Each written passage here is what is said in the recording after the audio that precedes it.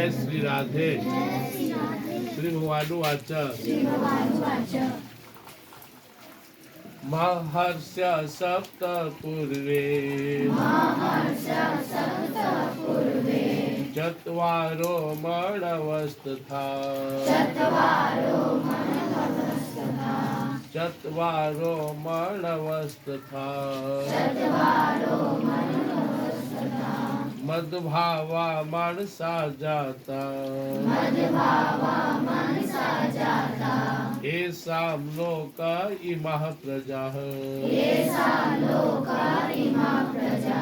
महर्ष्य सप्त पूर्वे चत्वारो मणवस्तथा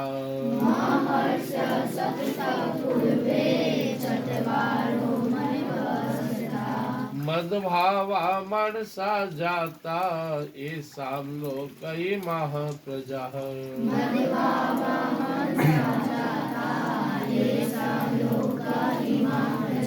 सिस्टम बता रहे भगवान, कह रहे हैं कि मुख्य रूप से हम लोग 7 महर्षियों का संतान है। इसलिए हिंदू धर्म में, सनातन धर्म में जब भी हम कोई शुभ काम करते हैं, पूजा पाठ करते हैं, शादी विवाह में शामिल होते हैं, शादी विवाह होती है, तो ब्राह्मण देवता क्या पूछते हैं, जो पुजारी जी हैं, कि अपना गोत्र बताइए। तो ये 7 ही ऋषि थे, महर्षि थे, जिनका ये सब संतान है। अब 7 में सबका अलग अलग है। कोई भारद्वाज गोत्र बताते हैं, मतलब भारद्वाज जी का संतति है, संतान है। कोई कश्यप जी का, इसी तरह अलग अलग बहुत सारे। कोई अत्रि ऋषि है, उनका है। तो ये 7 ही मेन थे जिनसे दुनिया बढ़ा है।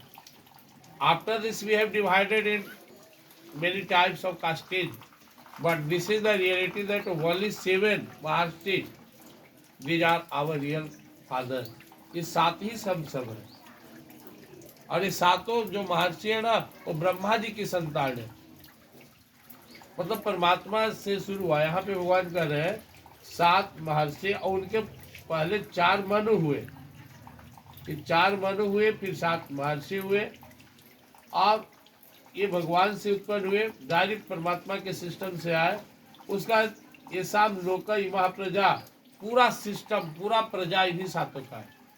अब जैसे तुम्हारे गांव में पता लगाओगे ना, तो गोतिया, गोतिया मतलब तुम्हारे पिता, उनके पिता भाई है, या तुम्हारे दादाजी, उनके दादाजी भाई थे, या उनके परदादा, फिर उनके पिता एक ही हो गए सबका।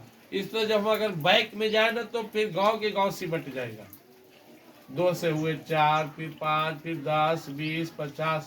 जब मैं छोटा था तो मेरे गांव में लगभग 15-20 घर ही थे। विस्तार हुआ। मेरे पिताजी 8 भाई थे, 8 घर हो गया। सोचो, दादाजी 1 थे। अब हमारे दादाजी के ऊपर जाओगे तो 3-4 गो थे।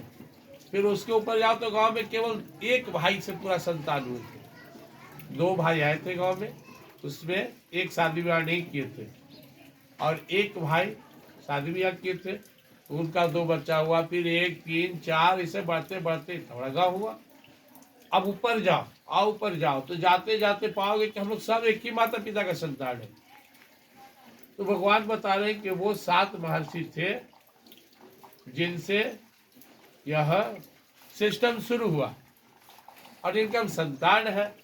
तो भगवान का कहने का तात्पर्य क्या है? 2 तात्पर्य यहाँ पे। एक तो यह है कि किसी से भेदभाव मत करो। We are all the equal, हम सब बराबर है। सब कहीं ना कहीं हम सबका एक ही संबंध है, एक ही माता पिता से हम लोग जुड़े हुए हैं। दूसरा, भगवान करे अपने पूर्वजों के प्रति भी अपने मन में सद्भाव रखो। अपने आप को अगर जानना है तो चले जाओ, उस सामने जो वृक्ष है उसके पास, तो एक पेड़ के नीचे खड़ा हो जाओ, या किसी विशाल पीपल के पेड़ के नीचे खड़ा हो जाओ, और पीपल के एक पत्ता देखो, वही तुम हो। बाकी पत्ते डाल के संसार है। हम क्या है? What am I? Without the support of society, without the support of world, what am I? Nothing. दुनिया है तो हम है। लोग कहता हम है तो दुनिया है। तुम रहो ना रहो, क्या फर्क पड़ता है दुनिया में? दुनिया में तुम आया। इंसान इतना असहाय होता है कि पैदा होता है तो छोड़े तो मर जाएगा। कुत्ता, बिल्ली और बहुत सा पशु पक्षी के बच्चे को छोड़ दो तो जी लेगा। इंसान मर जाएगा। 6 महीना तक तो उसको करवट भी बदलने में मदद करना पड़ता है। इसलिए हम लोग को समझना है 2 बातें। एक, हम सब एक ही परिवार के सदस्य हैं।